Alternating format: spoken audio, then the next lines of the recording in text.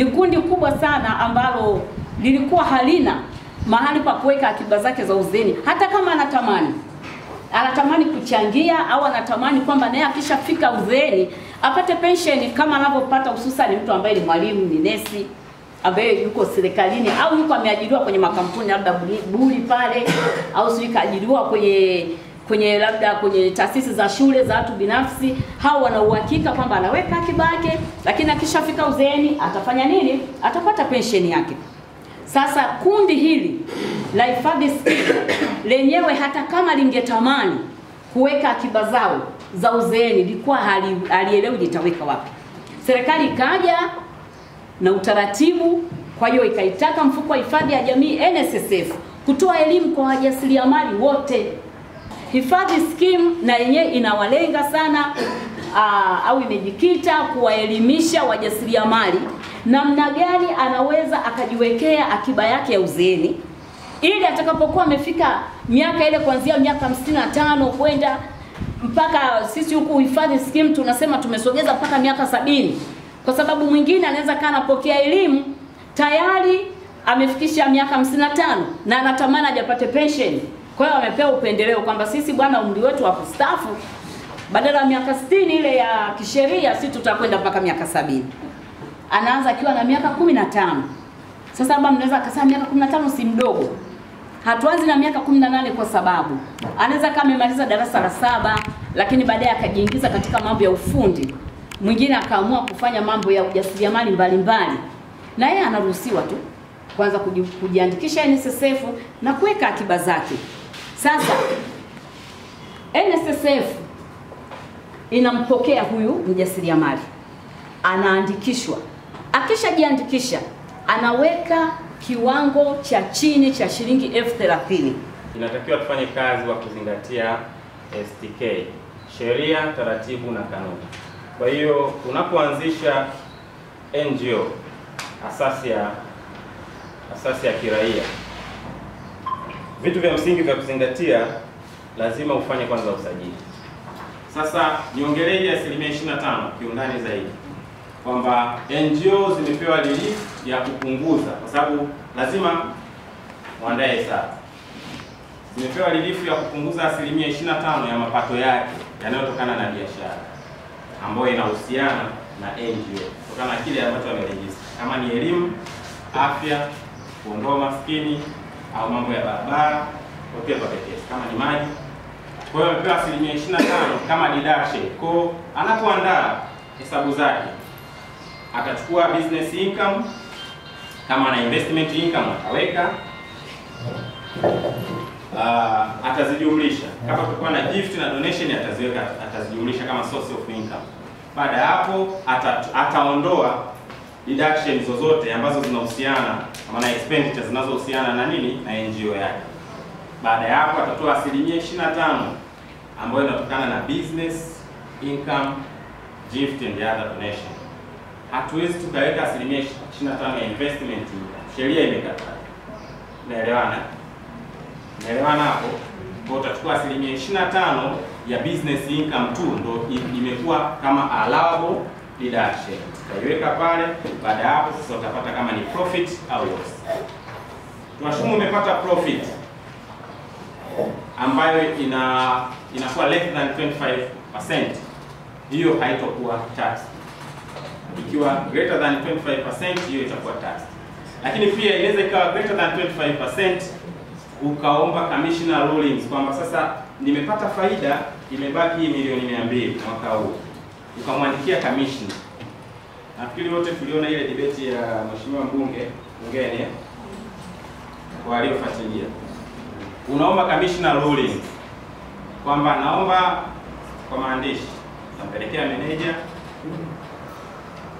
Manager anafanya kazi kwa niaba ya commissioner, manager mkuu husika ambapo operation zako ziko, kwamba naomba hichi kilichobaki kitumike kwa ajili ya financial year ijayo kuendeshea shughuli zangu za NGO, kwa sababu inawezekana wewe ulipewa ile donation let's say kwa miaka 3, operation isifanye kazi kwa miaka mingapi? 3 na mwisani. Kwa hiyo mwaka wa kwanza umeisha, ile imebaki kama surplus, si ndio? hiyo profit ambayo imebaki sasa baada ya kutoa hizo expenditure zake. Sasa asilimia kubwa kumekuwa na mkanganyiko. Unakuta mtu ameanzisha NGO haijapata commissioner rulings, huyo mtu sisi tunamtoza kodi. Badala ya kujikita kwenye yale malengo ya uanzishaji, wanakuwa wanafanya business, wanafanya biashara as usual. Tumeelewana vizuri? Hicho ambacho ni kinyume na nini? Na maadili. Kwa sababu unakuwa sasa hapo umedanganya, yani kwa maana wewe ulifungua kwa ajili ya kujinufaisha mambo yako mengine. Unakuta ni vitu viwili haviendani. Lakini kitu kingine, kwa upande sasa kule tulipitia sana vituo hivi. Tulipitia hivi vituo vya watoto yatima. Unakuta uwiano wa huduma wa watoto unakuta hauko sawa. Lakini jambo lingine, kutokuwathamini watoa huduma, yani wale mnaokuwa mnawaajiri. Tumeelewana vizuri eh? Kwa hiyo sasa mnawafanya kuwa wanakata tamaa. Kwa hiyo wanakuwa wanafanya kazi wanavyojisikia na mambo yanakuwa hayaendi sawa. Mashirika mengi ambayo tuliyapitia kule ambayo yalikuwa sio ya serikali hayaajiri wataalamu. Mnajiajiri tu, mnafungua mashirika haya, unamleta ndugu, unamleta shemeji nini, hamweki wataalamu kwenye maeneo ya msingi ambayo yanahitaji wataaluma. Tumeelewana? Kwa hiyo inaleta shida kidogo. Issue ya uwazi kwenye fedha, kwa sababu tunaamini kuna mashirika ambayo yanafadhiliwa, lakini pia tunatambua, tumeona kabisa baadhi ya mashirika ambayo sio ya serikali yamekuwa mengine yanakiuka mila na desturi za Mtanzania. Tumekuwa tukiona. Kwa hiyo tusikubali kujiingiza kwenye vitu ambavyo vitatuharibia utamaduni wetu kama Watanzania. Lakini pia kama ambavyo mwenzangu amekwisha kusema, tusikubali kutumika kwenye nini? Kwenye siasa, kwa sababu hilo sio lengo mahususi la mashirika yasiyo ya kiserikali. Naitwa Bakari Juma Kibile, ni mwenyekiti wa mashirika yasiyo ya kiserikali wilaya Kahama na mkoa wa Shinyanga. Leo tarehe 19 mwezi wa 6 2025 tumefanya jukwaa la mwaka la mashirika yasiyo ya kiserikali mkoa wa Shinyanga, kwa wilaya Kahama. Tukikutana mashirika zaidi ya 40. Lengo lilikuwa ni kufanya tathmini ya mchango wa mashirika yasiyo ya kiserikali katika maendeleo ya taifa. Tumejadili mambo mengi, changamoto pia na fursa. Pia tumekutana na wadau tofauti. Tumekutana na TRA, tumekutana na wadau wenzetu wa NCCF, pia tulikuwa na watu wa TAKUKURU ambao wote kwa namna moja wametoa mada tofauti. Kama ambavyo tunafahamu, kuna changamoto ya masuala ya kikodi kwa mashirika sio ya kiserikali. TRA wameweza kutoa elimu na kuelezea sheria inasema nini. Wadau katika upande wa sekta angels kuuliza maswali. Kwa hiyo zimetolewa ripoti kwa kila shirika kusema linafanya nini, liko wapi na linajishughulisha na nini ndani ya wilaya ya Kahama. Kuna ambao wanafanya afua za afya, kilimo, mazingira, masuala ya ukatili pamoja na issue za matatizo ya afya ya akili.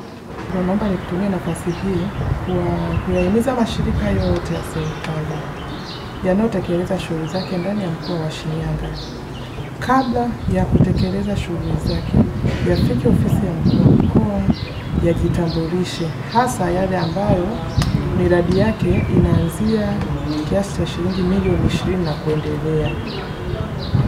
Lazima wawe na vibali elekezwa kutoka ofisi ya Rais TAMISEMI.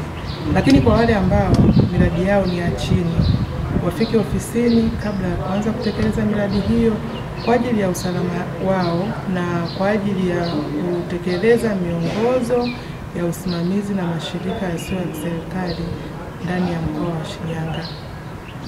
Hii inawasaidia hata wao wenyewe kuwa salama. Tukishahakikisha kwamba hili shirika liko salama, ni ulinzi hata kwao kuliko kujishughulisha na shughuli ambazo hazitambuliki kwa uongozi. Mashirika yanafanya vizuri sana, lakini wengi wao hawatoi taarifa. Shirika liko ili kusaidia serikali. Sasa kama hawatoi taarifa za utendaji kazi wao za kila robo kwa kufuata miongozo inavyosema, serikali itajuaje kwamba shirika lipo na linafanya kazi? Kupitia utoaji wa taarifa ni kitambulisho kizuri kwa shirika lile kwamba lipo, linafanya kazi na lina manufaa mazuri katika jamii. Lakini katika hilo pia nipende tu kutoa rai kwa mashirika bubu ambayo yapo yanafanya kazi zisizohusiana za siri. Kuna baadhi unaweza kuta kuna mashirika anajiingiza kinyume na mwongozo wa mashirika ya usimamizi wa mashirika yasiyo ya kiserikali unavyotaka. Kwa hiyo niombe mashirika yote ndani ya mkoa wa Shinyanga kupitia foramu hii ya wilaya ya Kahama wafanye kazi kwa kufuata miongozo na taratibu, lakini kuwa na mahusiano mazuri ili kuijenga Shinyanga iliyo njema. East African Spirits Company Limited ni kampuni inayojihusisha na uzalishaji wa pombe kali na bia. Kampuni hii ilianza mnamo 2018 ambapo ilianza na line ya plastiki. Tulianza uzalishaji wa bidhaa yetu inayoitwa Diamond Rock. 2019 tukaanzisha line yetu ya line ya glasi ambao tunazalisha bidhaa yetu pendwa Hanson's Choice. 2023 ndipo tulipoanza ku blend na ku manufacture beers zikiwa ni Hanson's Light, Goldberg, Basembi ambayo imeunga mwaka 2024 na Hanson's Dry iliyoanza uzalishaji mwaka 2025. Bidhaa zetu ni bora, salama, zimethibitishwa na TBS, lakini pia zina key element au niseme ni zina sifa kuu ya kutokuwa na hangover, kutokuwa na harufu mbaya, na pia zina bei nafuu kwa kila Mtanzania.